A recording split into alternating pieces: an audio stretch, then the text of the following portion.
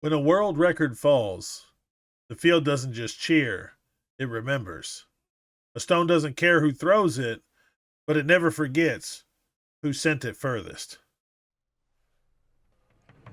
Welcome to Rally the Tartans, where ancient echoes rise with every throw, where clans gather, steel meets stone, and the past walks beside us. We're lifting culture, throwing tradition, and celebrating the warriors, the history, and the heart of the Highland Games. I'm your host, Michael Paul Wolfgar Lewis. Let's rally the Tartans.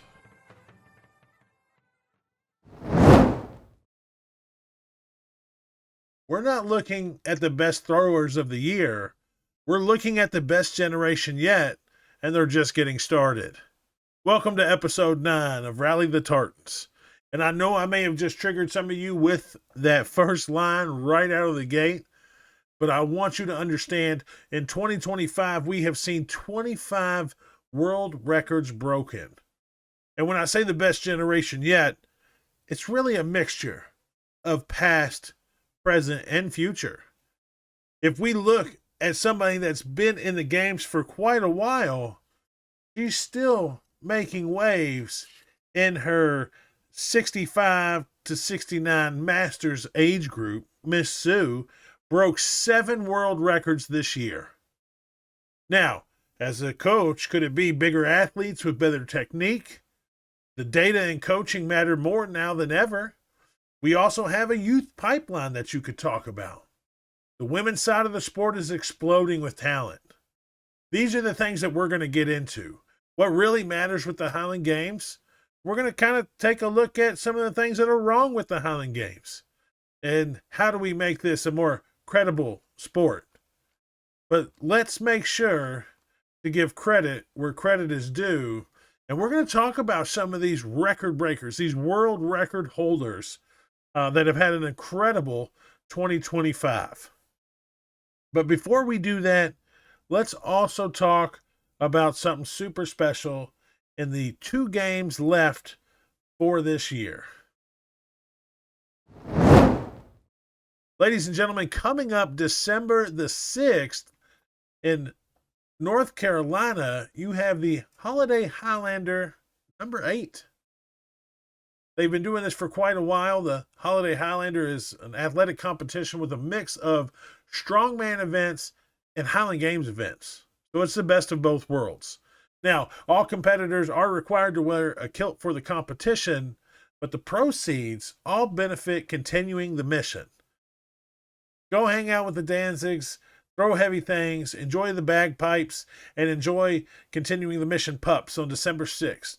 It's somewhere in Hope Hills, North Carolina. They say nestled between the Dirtbag Alley's Brewery and Tap Room and Dirty Whiskeys. And I don't know about you, but that sounds right up my alley to go throw and lift heavy things. It's a great opportunity for you guys to get out and not worry about PRs and more just, enjoying the community and having a great time and supporting a fantastic cause.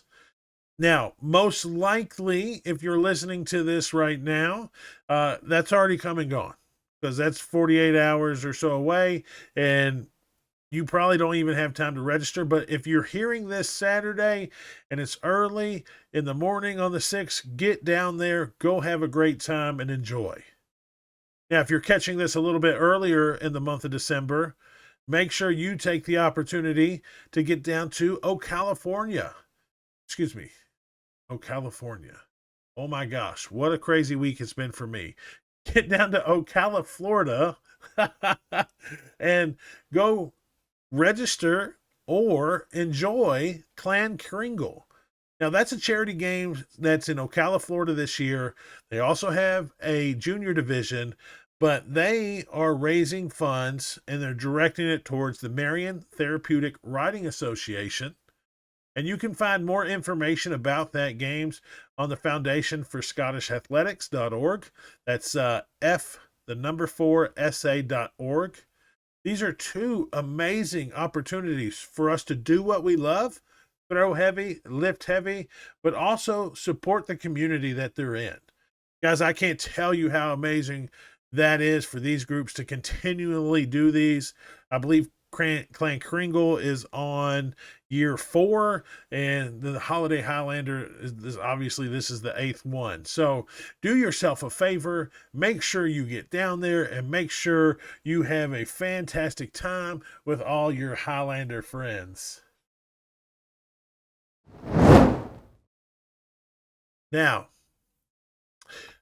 let's talk about a few different athletes that have deserved an honorable mention on the show. And my God, there's a lot of them. I would say there's 25, but again, bringing up Miss Sue, number 1 in her class, broke 7 world records this year alone.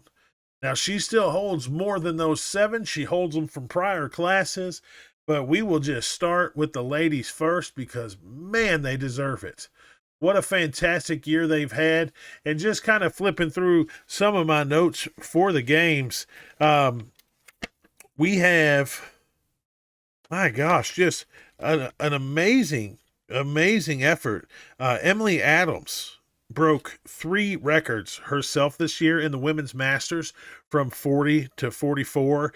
She broke a stone record at 4.5 feet, a sheaf record at 35 feet, and a wob at 22 feet. Right, those are multiple records. Way to go, Emily. That's fantastic. And you know what? Maybe before I even get into showing some love to all the athletes, let's talk about the folks that keep these records, because as you all know, one of the biggest problems that I have, and I believe a lot of us have within this Highland Games world and community, is the lack of one body keeping track of everything. So a huge shout out to my friends at the Scottish Athletics International. I am a member of their springboard committee. I believe I'm working on t-shirts and things of that nature with them. So, and any other things that pop up, but I am so thankful for them to not only keep these records, but they have a Hall of Fame, which is awesome, guys. If you're new to this sport, I can't tell you or just, mention it enough for you to go to their website, bookmark it, tag it, keep it there, and keep up with those folks at the Scottish Athletics International page, because they're doing great things for the sport. And they keep the masters and the lightweight records on their site. Now, somebody you might have already heard on this show, if you've been listening, the old Rebel Architect himself has also got records on his site. Backyardrebellion.com. Danny Webster keeps your pro and your amateur athletic records on his website. So you kind of got to go back and forth. And again, this is North America. I don't have anything other than the international page that kind of ranks everybody, but we're missing things. I don't have a lot of juniors numbers or anything like that. So back to it. We were giving Emily her kudos in the 40 to 44 masters. We had 2 records broke in the 45 to 49 women's masters category, and then just kind of moving on, the 60 to 64, there were 7 records broke there as well. Miss Teresa just went ham. She set 7 records herself. Braemar stone, open stone, heavyweight for distance, the lightweight for distance, and both hammer categories. This is just incredible. And this is why I say the best generation yet. Not saying that it's the younger generation, but this class of Highland Games athlete is showing out and just showing up. And we still have folks over 50, over 60. We do have a couple of ladies in their 70s that have broke world records this year. Miss Myrtle and Miss Nathella broke a heavy hammer and a sheaf record. And Miss Susan obviously broke a wob record. So we had 3 young women over 70 break records. That is astonishing. I love it.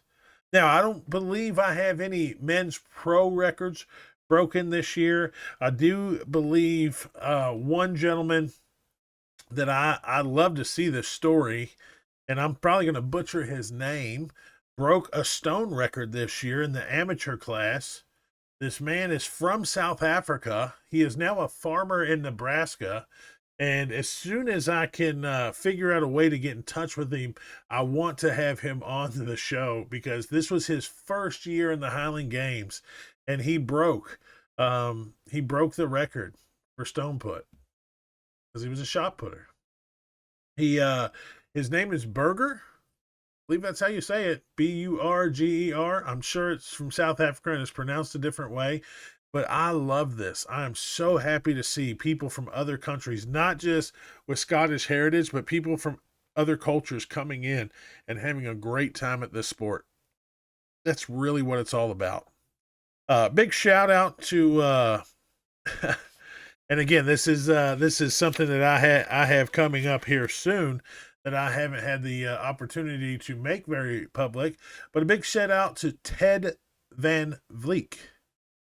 I don't know if you know the Van Vliek family, but they are a historic family in these games. And my next interview that you will hear on the 15th is with Tom. Now these guys go back to, the early 90s when they first started competing in Highland Games. These guys, their family holds dozens of records together, probably if not individually.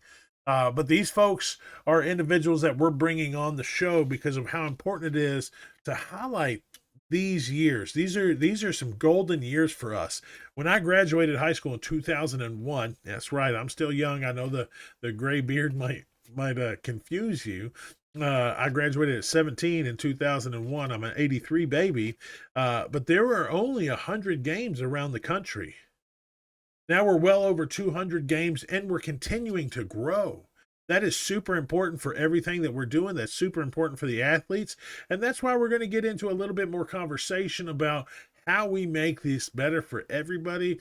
I know a lot of folks aren't really into the unification, one governing body for the Highland Games. But again, my whole purpose here is I want to see this on ESPN. I want to see this on Fox Sports, on CBS Sports.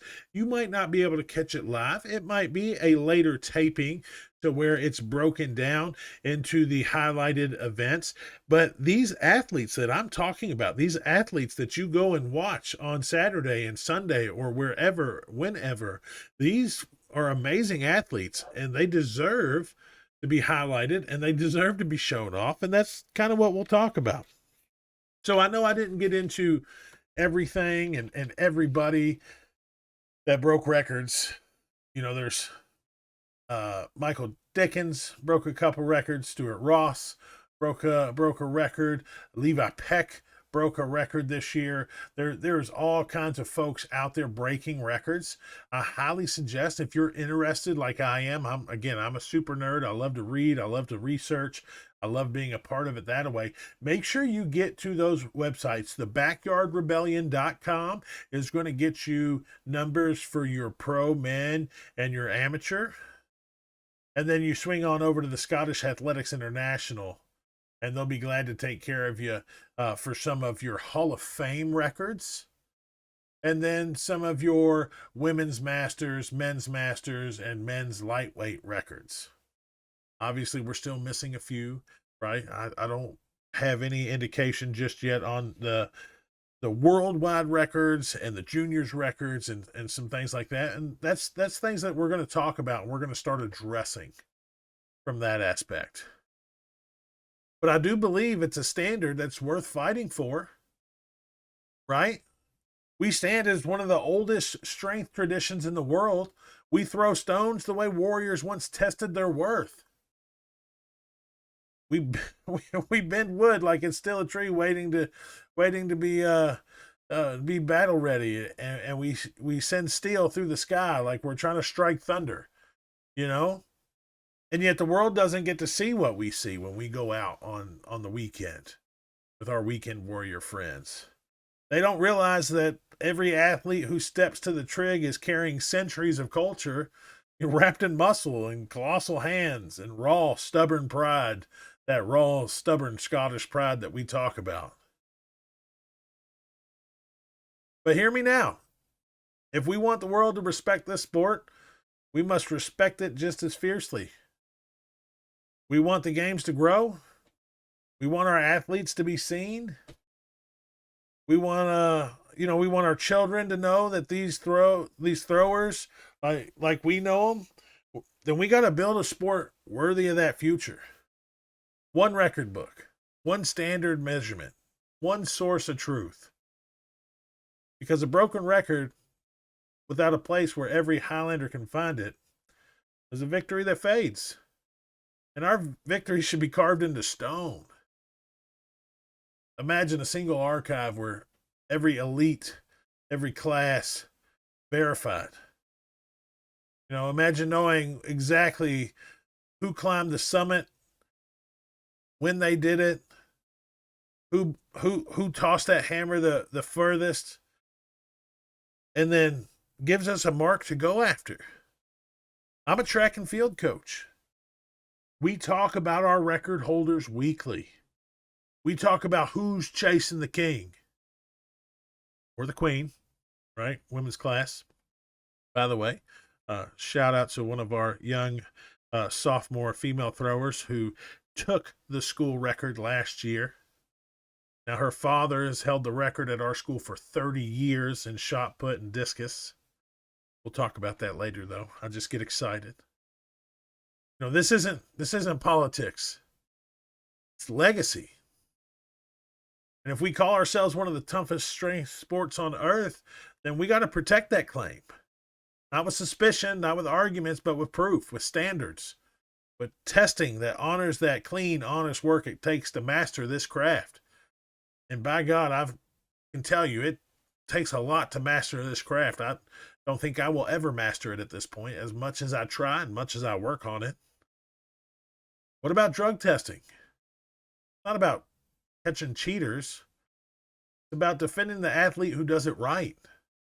If your blood, your time, your training, and your pain are real, then your records deserve to be real and respected and broadcast to the world. Sports networks don't ignore us because we're not exciting. I think they ignore us because we haven't really demanded our place within the same organization, that we throw with strength. If we want to be televised, we have to be unalienable. Show them a sport with rules they understand, with records they can verify, and with data they can follow. With standards that look like war and science at the same time. The Highland Games don't need to change who we are. We just need to prove who we have always been. The strongest, the boldest, the most resilient strength sport athletes on the planet.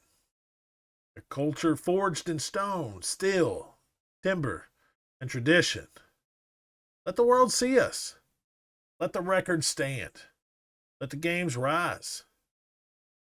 That is what we're doing here at Rally the Tartans. Now,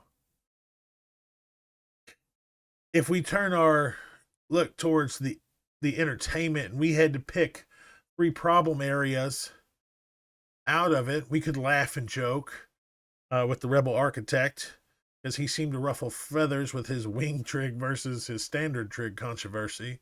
But that's not what we're talking here. I mean, we could talk about amateur versus pro pay and the travel support. Amateurs pay to go do this. Pros barely get enough for a hotel, gas, and some food. Those aren't important. The youth pathway is. Coaching shortages, although I'm pretty sure some of our coaches out there, like Kerry and a few others, Mike Beach, I believe he still coaches. Janine coaches. Right, I'm sure they could use a little extra support and making sure that you get out there and take advantage of that knowledge that they have. But what about the games marketing? No Fame Games is probably the best marketer of any event that I've seen in a long time. And I'm from Louisville, Kentucky. We have Louder Than Life. We have a lot of big Bourbon and Beyond and a lot of show festivals. We have the Kentucky Derby. I think I know pretty well what good marketing looks like, and No Fame is up there with an elite standard of marketing with those major companies that we're talking about. But do you think that No Fame Games is getting the money that one of those festivals is getting? Probably not. Not even close. I wouldn't even say a tenth. I wouldn't even say 1%, to be honest. I don't think that's a lack of them, but that's where that live stream coverage is possible. That's where, we use platforms and programs like Huddle or something live to where people can not just watch, but they can move that camera and look around. And it's possible. It's out there, right? Now you've heard Bean on the show. Maybe we got a lack of athletic director accountability. I think the athletic directors that I've had the ability to throw with have been fantastic. Mr. Gary down at Central Florida was my very first. Great experience there. Miss Deb, one of the best judges I've ever met. Super sweet person. Love her to death. Carrie, KO, Danny Webster. Have these guys on the show. My respect for them is second to none. The young lady, and I'm so sorry her name escapes my head. I think she might have retired, but from the Indianapolis Highland Games, I mean, she was full of grit and strength, but she was about her business. She ran a really good games. I've been to some that I'm not 100% sure of. I've been to Cleveland, and I can't think of the other one in Ohio. It just escapes me right now, but we'll talk about that. Do those athletic directors need help? Right? What is going to make it better? Now you may disagree with me, and that's good. That means we need to have this conversation, and it can be shaped up in a bunch of different ways. But that's where I'm at. How do we address these? How do we tackle these? And for that, I'm letting you guys know, and the other podcast host out there, I'm putting together a round table. I would love for all of us to get together, those who matter, and I know I don't really matter. Again, I'm just a fan and an amateur thrower, but all of those who really matter need to sit down at the table. All the governing bodies need to sit down at a table, and let's really talk about how this sport is going to elevate in 2026. Now, I'm not going to give any of my predictions just yet on athletes or ADs to watch in 2026 because there are going to be some rising names, some breakout women athletes. We have some juniors stepping up that we're really looking forward to seeing going to the Opens and the Class A's. And then we still have a few legendary veterans out there, not just holding the line, but kicking ass and taking names. It's a super fun time to be in the Highland Games right now. And I want you guys to just understand that the games have never been bigger. They've never been stronger. And they've never needed you more. The fan, the competitor, the director, the clans societies, the volunteers, the parent who puts chalk in their kid's hand for the first time. That's how records are born. That's how culture survives. And that's how we rally the Tartans. Guys, thanks for today. Thanks for an amazing year. I can't even tell you how amazing it's been. To the 75 subscribers we have on Spotify and the 35 subscribers we have on YouTube. You guys are amazing to me. I can't tell you how much that means to me. And I hope we've been able to pass this torch and do justice to you. Guys, hopefully you had a great Thanksgiving. Hopefully you're preparing for a holiday season that's out of this world and an amazing Christmas. Get out, get to a games, invite friends and family, crack open a cold one for me, and hopefully I'll see you on the field in 2026.